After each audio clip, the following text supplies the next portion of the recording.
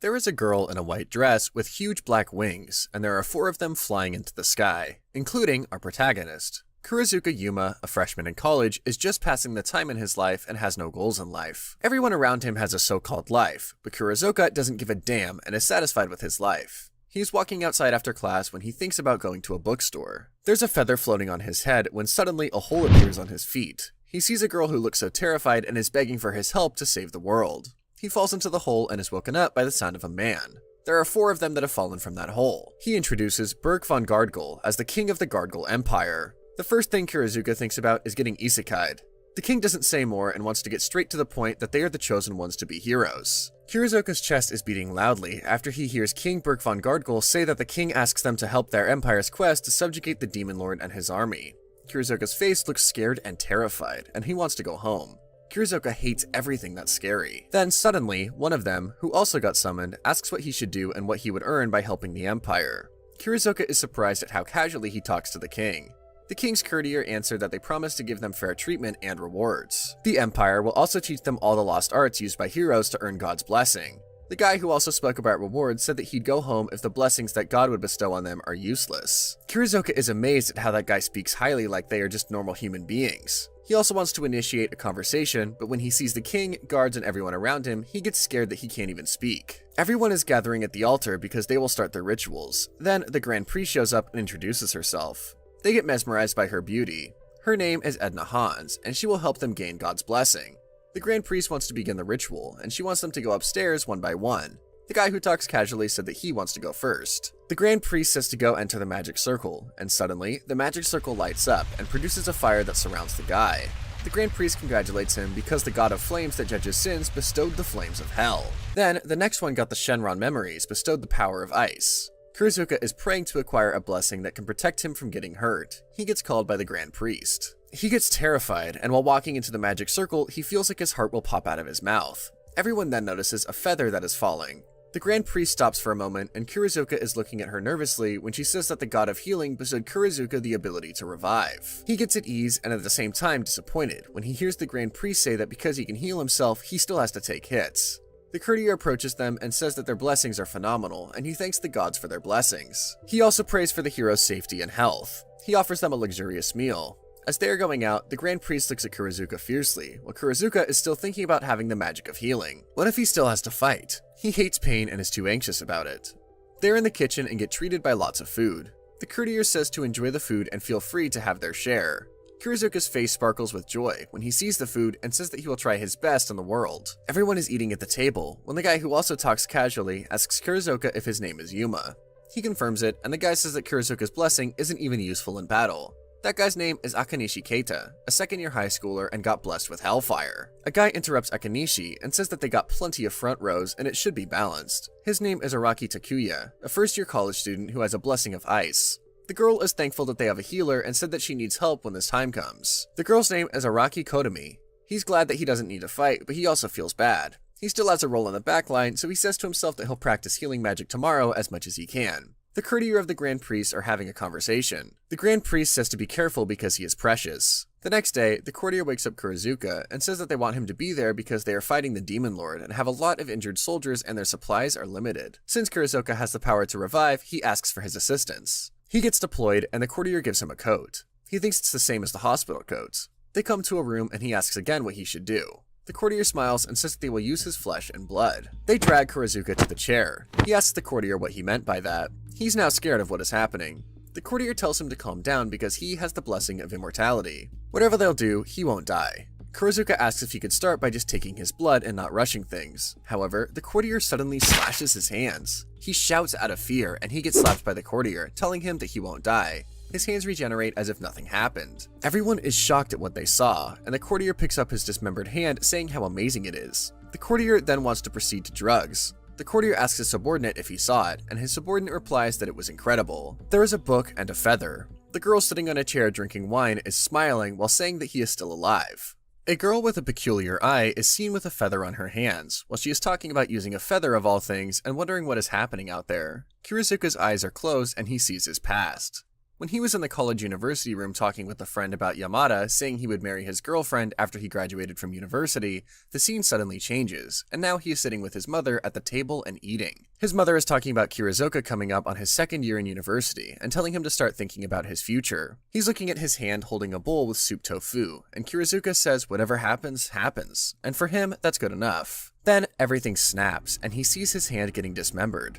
The courtier says that everything was marvelous and Kirizuka should be proud to serve the people in this way, forever while beheading Kirizuka.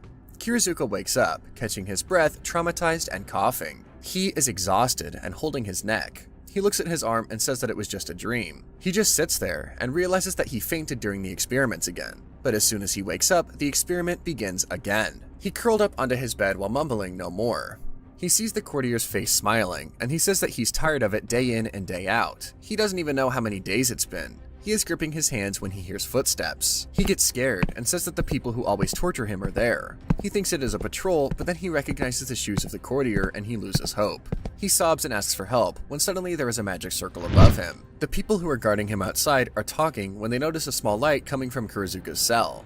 The courier hears a sound coming from Kirizuka's room and asks his subordinates what that sound was. They rush to his cell and are shocked because Kirizuka suddenly disappeared. Kirizuka opens his eyes and sees a big, unfamiliar tree. He sits down and asks where the hell he is. The room is big with pillars, and in the middle there is a big tree and petals are dropping. Akanishi and Araki are playing chess freely in the room. Araki checks Akanishi, and Akanishi is pissed because he lost again. It's his 5th loss in a row, and Araki teases him. Araki is happily surprised to think this world would also have chess of all things. Akanashi wants a rematch. His body is covered with fire because he is mad. Araki says that Akanishi also hates losing. Katomi approaches them and says if they are still playing even though they just went back home from a dungeon quest. They are still energetic and it is getting late. They should go down and go to the cafeteria for dinner. Araki arranges the chessboard and says that they will just pick the chessboard after they eat. Akanishi is still pissed, but he agrees. He wants to eat some meat if they will go have dinner. Katomi laughed and said sure. Katomi opens the door and notices the courtier in the hallway. She approaches them and asks if something is wrong.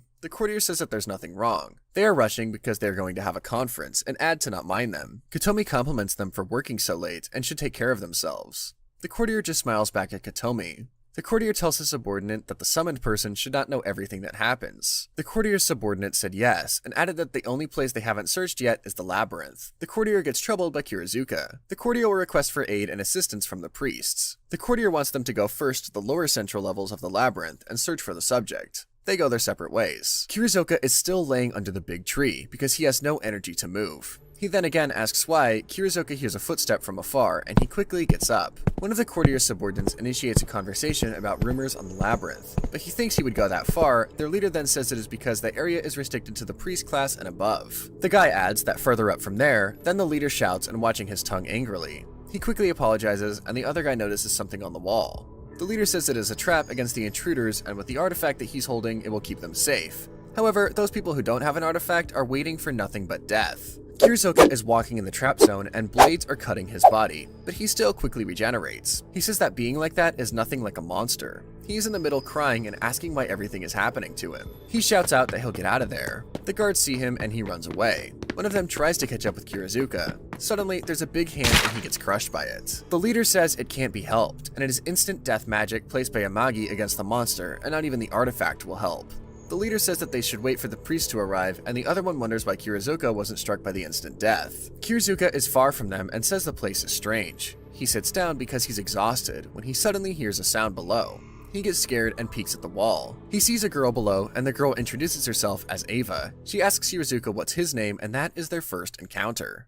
Kirizuka is stunned because there is a girl underneath the hole, and he introduces himself. Kirizuka sees the pipes that are attached to the girl, and he quickly asks if she is also being subjected to human experimentation. The girl is confused about what Kirizuka said, and she just says it was something like this. Ava then realizes that Kirizuka used "to" in his question, and says that it means he is also being forced to undergo experimentation. Kirizuka said yes with a frown on his face, and Ava said how unfortunate Kirizuka's situation is. She offers him to relax down there for a bit because people don't often go down there. Ava notices something. She is confused. She tells Kirizuka that he looks like he got there all by himself and asks him how he managed to get there. Kirizuka tells her about how she asks and tells her she could say it by force. Ava is confused about what Kirizuka said by force, and Kirizuka adds that if only he didn't have the blessing of immortality, he would have died multiple times by now.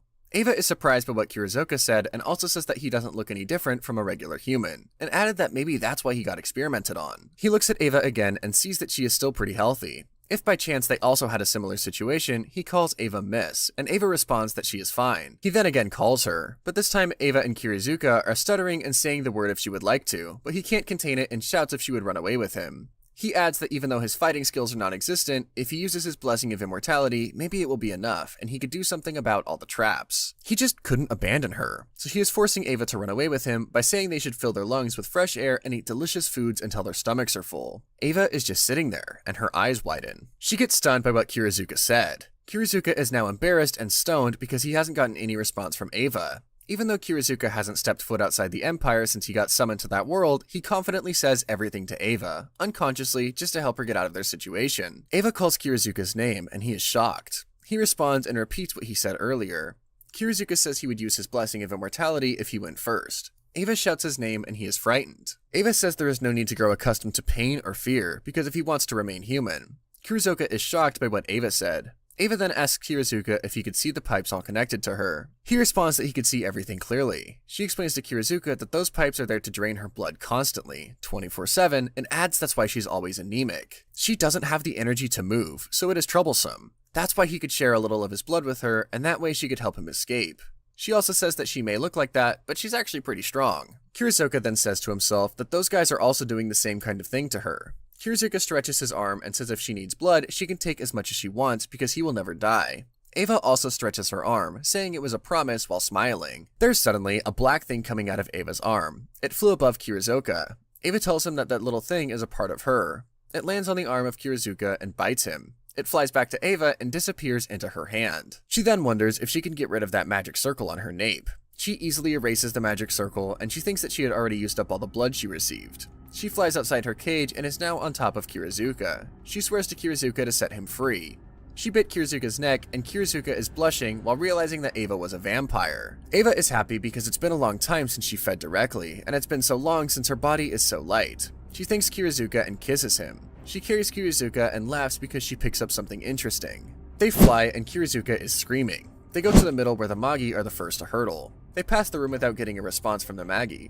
The guards saw them and confronted Ava, breaking through using Kirizuka's immortal blood. The leader of the guard commands his subordinates to fire at Ava. She blocks their magic, and the leader is frightened because even mid-magic level won't slow them down. Ava fires the magic, and it creates a crater. She flies to that hole. Ava wants to turn the Empire into a sea of fire. They are on the outside of the kingdom while Araki, Akanishi, and Kotomi see them. They panic while saying she is also holding Kirizuka. Akanishi tries to attack Ava and says to her to let go of him.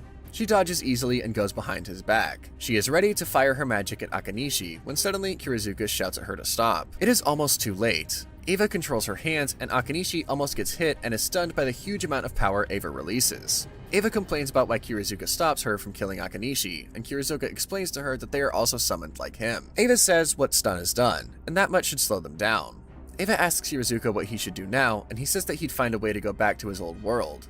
Ava says she would be his bodyguard, and Kirizuka says it is both reassuring and a little unnerving. Promises are important to vampires. They fly away to the kingdom while the Grand Priest is looking at them. A mysterious guy is kneeling before the courtier. He demands the mysterious guy to recapture and return the immortal subject from that vampire. He tells them he's free to use that tool. Yuma woke up in an unknown place where Ava had brought him. He found her naked while taking a bath in the rivers. For Yuma to see a naked woman the moment he woke up was too much for him. She even invited him to take a bath as well. On the other hand, he was wondering how Ava was able to walk out in the day when vampires were supposed to be weak against sunlight. Shortly, a boy suddenly appeared and approached Yuma as he was giving him spare clothes. Ava then introduced the boy to Yuma after seeing his face full of confusion. He thought that the boy was their acquaintance, but he was just some traveling salesman that Ava used her skill on to turn him into a slave. Mind control is a vampire's forte, which explains how she made the boy into a slave without exerting too much effort. Yuma was worried, so Ava assured him not to worry because she wouldn't dream of making him her slave, for she was his bodyguard. After that, both of them were already dressed, and since there was a big town nearby, they decided to go there. Before going to the big town nearby, she fed Yuma a delicious meal. He cried out of joy because of how delicious the food was. Meanwhile, Ava was just looking at him while he was eating. She explained that she had already had half her fill while Yuma was sleeping when he asked her why she was not eating. Soon after he finished eating, they began their journey to the town. While they were on their way, both of them encountered a man with money, and Ava used mind control on him to get the money. Yuma was not pleased with the mind control method, and he didn't want to rely on it, as he supposed there were other ways to quickly earn money. At that instant, Ava realized that she had done was not good. She then told Yuma that they could quickly earn plenty of coins if they hunted monsters and sold them to the guild. However, in order to sell them, he first needed to register as an adventurer. After a while, in the middle of their journey, Yuma observed that their surroundings were a bit quiet and empty, which Ava agreed to. She disappeared for a second, and when she came back, there were already monsters in front of Yuma. She did something to make the animals and monsters appear, then proceeded to kill them all effortlessly. It turned out that the reason it was so quiet was because they were trying to flee, running away from her. Ava mentioned something about the item box because Yuma asked how they would be able to carry all the dead monsters and sell their parts. He was clueless about the box, so she explained to him that all the summoned ones could use one if they would called it. She also told him that they should have an appraisal skill. If the monsters were classified immediately, it would make things easier later on. Yuma, with a shocked face, was not told about it, which meant that it was his first time hearing that. Although Ava had already heard about the legendary item box, she was still in awe when she saw it in real life. Yuma was able to control various things, but he was unaware of it. He sensed something, a monster that was still alive. A hollow circle suddenly appeared in front of him, and when it disappeared, the monster died. He had no idea what just happened, but he assumed that it was magic. After that, the sun was just about to set, so they decided to go to the place of Ava's friend, located nearby, to stay there for the night. The exterior of the place looked like a haunted house, but it was actually popular. Yuma, with a terrified face, thought the place was only popular with the undead because of the ghosts roaming around. Ava's friend, the owner, greeted her as they went inside the house. It has been a long time since they last saw each other. She complimented him, saying that he was looking as bright as ever. Ava asked him if they still had an available room. He proceeded to guide them to their room. A frightened look was plastered on Yuma's face as they were on their way to their room because the place was filled with scary monsters. Despite the scary looking house on the outside, the interior of the room actually looked gorgeous. It was way different than what Yuma expected, but that was perfectly fine with him. However, there was only one bed, so he offered that he and Ava could sleep together and share the bed. She declined because she would be sleeping in the coffin. He was embarrassed because he thought that she misunderstood his offer, but for vampires it was expected that they would be in a coffin. When Yuma lay down in bed, there was something under his blanket. It was a little ghost. The next morning, Ava woke up and found a ghost on top of Yuma's back. The ghost was really fond of him. It kept clinging onto him, and he didn't get a wink of sleep. The ghost was following him everywhere. He tried to shoo it away with his hands, but it was intangible. It looked like it was going to follow him outside of the house as well. If Yuma's got a ghost on his shoulder, there was no way he could register as an adventurer. The owner saw the ghost following Yuma around, so he gave him a spirit tome. It was used to house spirits, but it should work for ghosts as well. If he kept the ghost inside the stone, he should be able to walk around freely. It would serve as a guardian spirit. Momentarily, Yuma proceeded to register as an adventurer. The ghost wasn't drawing any attention. However, he was totally being stared at by everyone at that moment. The appraisal was complete, and he was given the adventurer card. The card was needed in order to buy or sell monster parts, and could also be used in place of personal ID. He was excited to earn money with it. Ava also got excited and wanted to see the card, but a man approached her. He told her to ditch the weakling, referring to Yuma, and invited her to a party. Yuma was contemplating what to do, knowing that she was being hit on by the man, but she had already declined the offer. Ava was the devoted type and wanted to go to the dungeons to find monsters rather than go to a party. Before going to the dungeons, Yuma wanted to see Ava's stats using his appraisal skill first. Monsters started to appear and attack them, which she found awesome because it was the first time that she was attacked by the monsters. Based on Ava's stats, there was a toggle for monster aggro, so Yuma tried to turn it off. She was surprised that summoned people could do something like that. Ava decided to take a look around, and Yuma would be collecting all the drops. He reminded her to make sure not to get found out, which meant she was not allowed to use her wings. As he was collecting the parts of the dead monsters, the ghost came out of the blue and helped Yuma. Up until the present, everything still seemed like a dream to Yuma. He still hasn't fully understood what was happening, but the thought of him not being alone anymore calmed him down. Yuma was suddenly held captive, and when Ava returned, he was not there anymore. A giant creature attacked her, and she fought back with rage as she asked where Yumi was. A ghoul was then sent to attack her next, but there was something off about it. There were markings on its arms. She realized that it was the undead with holy magic. On top of those high-level restraints, there was a search team from the church. To see pure blood in such a state was expected of the central church. Yuma witnessed how Ava's face twisted, and he sensed something wrong with her. To see a beautiful face twist in such a way, the enemy found it stimulating. The binds that were all around him disappeared as he was trying to escape from them. He used all of his strength to make a portal appear in front of him and reach Ava. The portal led him to her, and the restraints were dispelled as they were together again. He immediately went to her and asked her if she was alright. Although his attacks did nothing, he was able to do defense magic. Yuma's power was unstable, so he couldn't use it at the moment. However, as he thought about Ava's magic, he came up with an idea. Ava asked Yuma about the idea that he came up with. She then realized something about his magic. Yuma had a little knowledge about his magic, but he could do an instant teleport and could use a barrier thing as well. He was panting as he explained to Ava about his magic. She told him to relax and just take it easy. The ghoul's acquaintance, an old-looking man, was shocked when he saw Yuma together with Ava. He was wondering how he got there so quickly. He instructed the ghoul and the giant beast to tear them apart. They came prepared to prevent Ava from escaping. They even used a magical barrier impervious to physical attacks. The ghoul used more high-level holy magic to attack them. Yuma was getting the hang of it and thought he could make full use of another teleport thing to counterattack. However, he still hadn't gotten used to his teleporting magic, so he needed more time to concentrate. Ava found him interesting. The magic that Yuma was using was ancient magic. Unlike current era magic, which had to be understood in order to be used, ancient magic relies on intuition and emotion. Judging by the lack of symbols in his magic seals, there was no mistake. He needed to visualize his will. The ghoul and the giant beast tried to strike again, but Yuma was able to use his teleportation magic to avoid their attacks because of his strong will not to get hurt. The ghoul was not affected, which made Ava wonder and realize something. An undead who used holy magic and was resistant to it committed a taboo. When Ava realized the truth, the old-looking man admitted that he was also shocked when the church handed the ghoul to him. Meanwhile, Yuma, the immortal kid, had zero knowledge about this world's magic.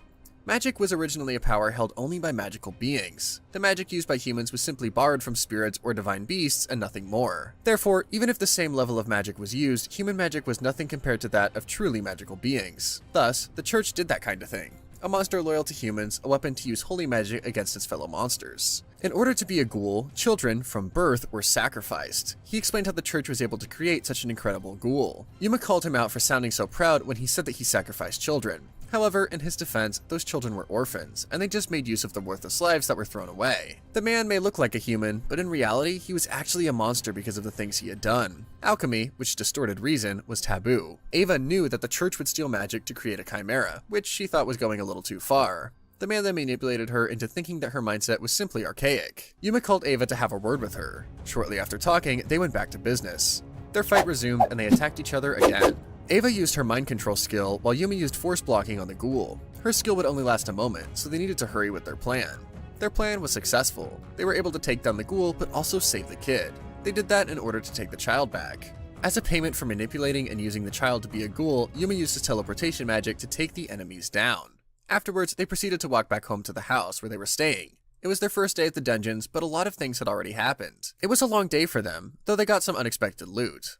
Ava was surprised when Yuma said that he wanted to take the ghoul, but it sounded interesting, so she got on board with the idea. She asked him what he wanted to do with the kid that she was carrying on her back. She got no response from Yuma, so she called out his name. When she turned around, she found him already knocked down on the ground as they were walking. Yuma woke up in an unfamiliar bed. He was greeted with a good morning by Ava. His memory was a little foggy, and he asked her if they were staying at the same inn they went to before as he scanned the room. The master of the house prepared something for Yuma to help him make himself feel better. He didn't know what it was, but it smelled so good. Right after the thing in the dungeon, he was so tired that he outright fainted, even though he was immortal. Physical fatigue was easily remedied with magic, but as for mental fatigue, a massage would be the best. Ava was excited to give Yuma a massage, but he did not feel the same way. As she tried to reach for him to give him a massage, he panicked and said that if anything, a massage from Ava would make his mental fatigue worse. She calmed him down and decided to head into town for a little shopping instead, since he didn't want a massage from her. When Yuma heard that, he was worried that it might still be dangerous, and that something like what happened when they were at the dungeon would happen again and attack Ava. However, the master of the house assured him that the town was incredibly strict regarding altercations inside their walls, so as long as they were within the town, there would be no issues because they got a strong guild to keep the people safe. With that being said, Ava instructed the little ghost to look after Yuma while she was out. She then left and headed to town. He suddenly remembered about the kid and the ghoul that they brought back with them on the spur of the moment. Yuma, lost in his own thoughts, spaced out, so the master asked him what was wrong. Something was troubling him as he thought about being a target. As long as Ava and the kid were with him, they would be in danger. From that moment forward, he was going to be chased by the church. That was why he was really grateful to have Ava with him in order to protect him. However, he was worried that Ava might get caught again by the church because of him. The master assured him that she had far more than an incredibly cheery disposition they could imagine, so he needed not worry about anything. On the other hand, while Ava was roaming around the town, the vendors called out to her, willing to give her a discount as they were trying to sell some fresh fruits. The salesman was so impressed by her beauty that they were all willing to give her a discount if she bought from them. After she bought things from the market, she heard the news about a pack of wolves in the forest. A random guy reported that there were at least a few hundred of them. The head of the guild was instructed to assemble all the adventurers in the guild at once. According to the witness, one incredibly large direwolf was leading the pack. All direwolves were huge, so the head of the guild was confused about what he was talking about. He then ordered the adventurers to fall in line. As soon as Ava heard about the details, she went into the forest. When the man saw her going to the forest, he tried to stop her because it was dangerous, but she just thanked him for his concern. The men were trying to calm down, as they were not prepared enough to head in at that moment yet. They eventually had to go in soon, which was why they needed to gear up already. In the forest, there was a man and a woman being targeted by the wolves. The man used a sword as a defense, but it was instantly crushed as the wolves struck. They lost the sword, so they decided to run instead because they were left with no other choice. Ava's arrival was immediately recognized by the wolves because of her scent. The direwolf that was leading the pack sensed that a bat had the guts to come and get in their way. After 400 years in the forest, the direwolf had become its master, so from then on, he should destroy the human settlements to further increase its power. The wolf stopped Ava from interfering, but knowing her, she would probably take down all of the wolves at once. Ava thought that a young one such as the alpha itself shouldn't be so rash, since a mere few hundred years was nothing compared to her being long fond of the town way up ahead, and her companion was currently taking a rest in the town. As she said that, she turned into a wolf. The other wolves realized that she was a 1,000-year-old pureblood, and there was no way they could defeat her, so they had no choice but to back out. After a short time, Ava went back to the center of the town from the forest as if nothing had happened. She even commented that it was quite lively around the town. The head of the guild told her that he was worried about her since the forest was dangerous, but little did he know that Ava had already handled the matter. She said that the wolves were just passing by, so they didn't have to worry about it. On the flip side, at the inn, Yuma was wondering how the kid would turn out while stroking his head as he was sleeping peacefully. Yuma wondered if the kid without a master would stay asleep forever, and during that time, if he didn't eat, he might continue to decompose. The housemaster called Yuma's name, and told him that emotions were such that sometimes, before someone knew it, they could become overbearing, and so, sometimes, being selfish was equally important. He then excused himself and took his leave. He told Yuma to call him if he needed anything. Yuma was left in deep thought when a feather fell down. The master noticed the white feather flower, which was most suitable for relieving fatigue and depression. If the master remembered correctly, in floriography it means, I pray for your happiness. During what was supposed to be a merely simple scouting mission, a man with a skeleton body along with other monsters wreaked havoc. 3 adventurers were left in charge to handle the creatures. The leader among the 3 was frazzled at how they couldn't seem to defeat the creatures, given that these were the undead. It was almost as if their enemies were so powerful, possibly given a thick miasma from their authority. Attack after attack, all of their efforts were worthless as the creatures just kept coming back, as though they were immortal. As they were already cornered somewhere in the woods, they were surprised by the sudden appearance of another creature. It appeared to be the leader of the undead army who attacked them. It also had a skeleton for a body and wore a pitch black cloak instead of the worn out clothes worn by the other creatures. A bunch of crows suddenly flew high into the sky, indicating the death of the adventurers. One of the crows flew to the haunted house and delivered a message to Davis, the caretaker of the haunted house who also knew Ava. He knew it was from an informant who had valuable information about the situation faced by the deceased adventurers. Meanwhile, Ava went into the room and asked Yuma to take a look at what she was holding. In her arms was the body of the former ghoul, now with a broken arm. Yuma, being scared of scary things, jumped in shock. He was stressing about what they should do about the broken arm. He knew that regeneration wouldn't work on the body that was unlike his, who had been blessed with immortality. Ava stated that even magic couldn't regenerate the broken limb of the body due to its dead cells. While they couldn't think of an immediate solution, they tried to cover the body with bandages. They were interrupted by a sudden knock on the door. It was Davis. He asked if he could interrupt their moment. Ava told him to come again later because they were busy dealing with the body. Eventually, the 2 left the body upstairs for a moment. They headed downstairs to the dining area to enjoy David's splendid tea. To start the conversation over tea, Ava asked Davis to talk about what he wanted to say earlier. Davis shared the news he received from the Crow. It was about a group of undead who were rampaging in the eastern mountains. The center of such a group was said to be an incredibly powerful lich, a king of the undead. Ava was intrigued with the news she heard from Davis and began to ask questions about the lich. Davis described the intensity of the lich's power based on the surrounding miasma in the forest. It was said to be a highly powerful king of the undead. He also added that the lich was accompanied by quite the army of the undead. With that, Ava was sure that they would be able to overwrite the lich. Curious as to what Ava would overwrite, Yuma asked her and she told him they would overwrite the ghoul's control authority. She began to state the fact that the ghoul had no master. To make sure that Ava would be the master of the ghoul, they would have to overwrite the high-grade authority control magic. Yuma finally understood what she meant, but was curious if it wouldn't make the lich the ghoul's master instead. Ava reassured him that she would have the lich cooperate with them. If not, the lich would be terminated by Ava, who was also a powerful being. As they got outside, ready to leave for the mission, Davis handed Yuma a letter. It was addressed to their informant and it contained an introduction from Davis, as he was the recipient of the information he shared earlier. He also told Yuma to watch out for the venomous insects of the mountains. Before Yuma could get completely frightened at the thought of the venomous insects, Ava told him that they would fly to their destination. As usual, Ava carried Yuma and the friendly ghost went along with them. After a while of flying, Yuma finally spotted the eastern mountains. Before they could successfully land, the ghost who accompanied Yuma suddenly left his side. He wasn't sure where the ghost went off to. It spotted the informant they had to visit to give Davis's letter. They landed, and Yuma asked if the being in front of them was really the informant. This was because he was taken aback by the appearance of the informant. It had long hair, pale skin, and pitch black eyes, something unusual and scary for the likes of Yuma. Yuma was terrified at the sight of the informant and fell to the ground due to shock. Ava approached the informant and recognized that it was a banshee. The banshee accepted the letter and told him that it was confirmed. It also said it would report the information it held as an informant. It even mentioned the group of the undead in the forest and how everything that lives was rotten and vice versa. The banshee said that there was no point in sending any adventurers because some have died in their missions. It was determined to have been dangerous to the point that even the other undead beings were found harmed in the situation. The banshee mentioned that with thicker miasma comes greater power for the undead. There was also extreme pain for the lower grade undead. The banshee begged them to save the suffering bunch of the undead. Ava politely declined, stating that they were not the focus of their mission. She said that they were only there for the powerful lich. However, she reassured that they would definitely make an impact on the miasma present in the forest. The banshee spared her last piece of information to them. It advised them to walk and not fly, as they would not be able to see through the miasma from up above. As they ventured further into the forest, Yuma found it difficult to breathe. It was hard for some humans like him to breathe around such powerful miasma surrounding the area.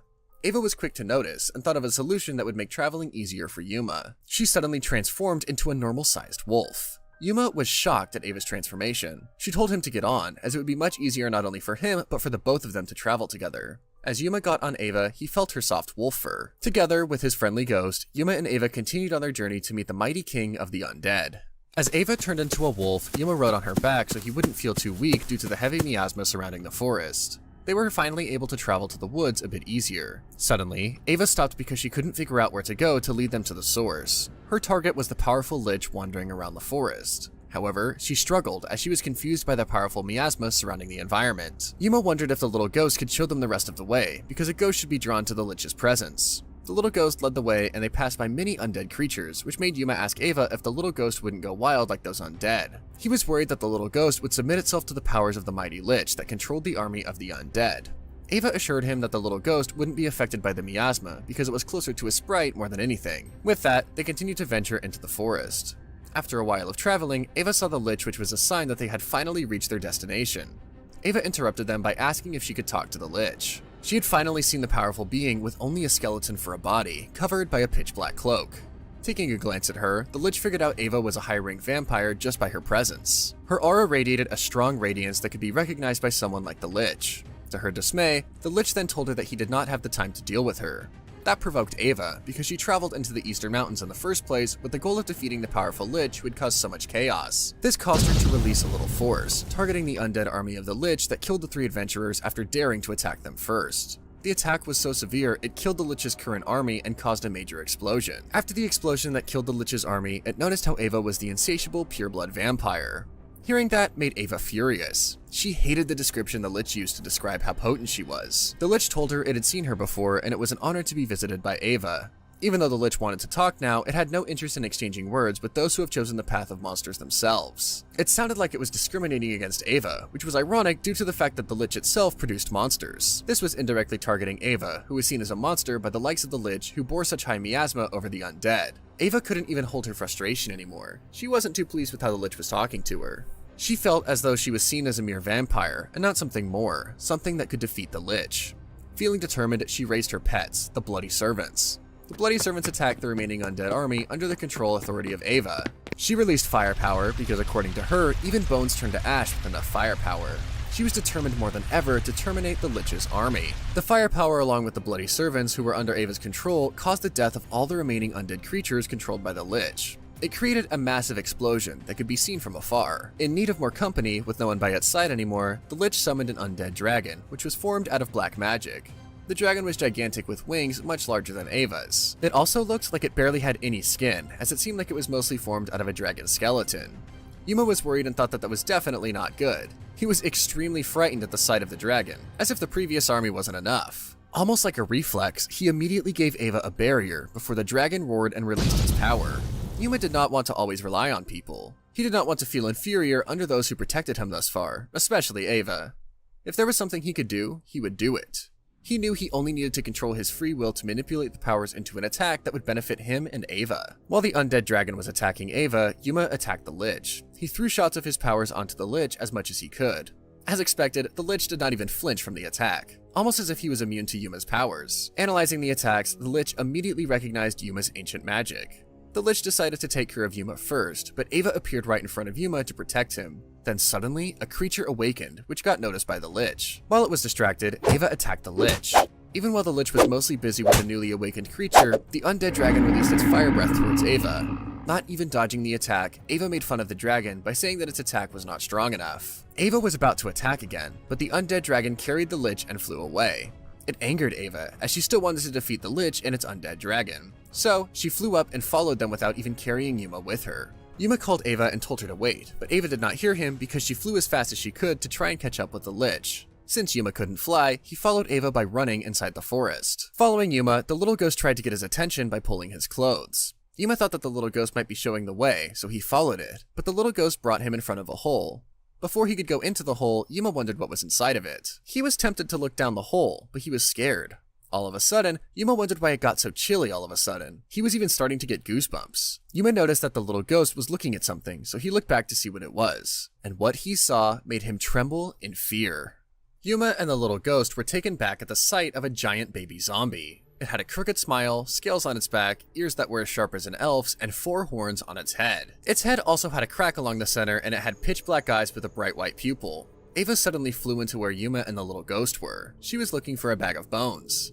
Yuma called Ava and she landed to ask what was up with Yuma, given that he was as pale as a ghost. He said that he was that pale because he was left behind with the little ghost, as Ava went off to follow the Lich. After taking a look at the giant baby zombie, Ava figured that it was the main reason as to why the Lich was in the forest in the first place. Yuma, confused as to what the Lich might want to do with the creature, asked why. Ava began to explain how easily the baby zombie could take over a large population given the amount of effect it had on the undead within the area alone. As he was listening to her, Yuma was shocked. He didn't realize how a giant baby zombie alone could immensely impact a lot of innocent citizens. Right after they had that short conversation, the Lich suddenly came back to where they were. It even said that they were a nuisance. Curious as to what the Lich's true intentions were, Yuma asked what the Lich hoped he would gain by creating the zombie baby. The Lich was quick to correct Yuma. It clarified that he was not the creator of the extremely powerful being in front of them. As the Lich kept talking, more undead creatures appeared behind them. It told Yuma, Ava, and the little ghost that it was there in the forest of the eastern mountains to seal it away. Suddenly, a huge magic seal appeared in the sky. It was as big as a black hole that looked like it could suck up all of what was present in the forest.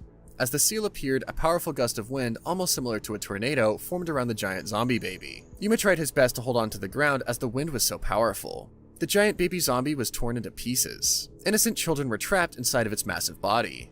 They formed a circle around the wind and went inside the Lich's scepter. Yuma thought that it was somewhat nice, but at the same time, somewhat sad. According to him, it was a strange feeling. The Lich whispered to Wish that the children inside his scepter who had been trapped for so long would hopefully find eternal rest with it. The Lich was about to leave, but Yuma stopped it. He had a request for the Lich. He mentioned the ghoul they captured a while back. He said it was a kid who became a ghoul due to the church. Yuma also stated that it did not have any master as of the moment and would rot away without one. He asked for the Lich's cooperation in overriding the control authority of the ghoul, but before he could finish, the Lich directed its scepter towards Yuma's neck. The Lich asked him if what he said was true. He wanted to make sure that Yuma wouldn't waste his time, otherwise there would be hell to pay if he was deceived. Yuma sweated in fear and shyly answered yes. The Lich was quick to agree and asked them to lead the way. Back at the church, one of the priests talked to someone assigned with a task. The person mentioned that things were proceeding smoothly. The priest told the assigned person to wait for a signal. After the assigned person confirmed that they understood the priest's words, the mayor of their town approached the priest with his daughter. He expressed his heartfelt gratitude to the priest for giving his daughter and the rest of the townspeople medicine. Such medicine guaranteed the full recovery of the affected people. Abruptly interrupting their wholesome conversation was a monster who was killed by the powers of one of the chosen heroes. It was terminated with the use of sharp rock structures that pierced through its body. A guy who appeared to be holding a sword saved the priest and his company from any danger. He informed them to evacuate to the shelter to avoid further harm. A girl who accompanied the guy told him that she was done with the purification of the toxins. Another guy, wearing a necklace, who was also carrying a spear on his back, said that the monster was easy to defeat and that it didn't qualify as a warm-up.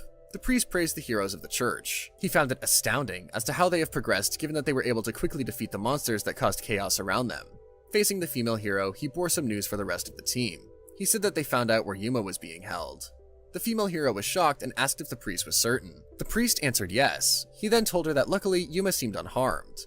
The priest added that according to their sources, Yuma was still under the control of a terrible vampire. The guy with the sword figured out that the vampire the priest was talking about was the same vampire who took Yuma that day. The priest informed them that the vampire also has the ability to brainwash others on top of having incredible fighting skills. He meant that rescuing Yuma may be difficult and that they should provide reinforcements. That served as his gentle reminder of how Eva was truly a powerful being who would not be easily messed with. Before the priest could finish what he was about to say, the guy with the spear interrupted him. He told them that they need no reinforcements. He was confident in their abilities as heroes who had quickly progressed over time. The vampire was his. He wanted to defeat the vampire by himself. He would make sure she would pay back for what she did. The guy with the spear led the team as he was highly determined to kill Eva.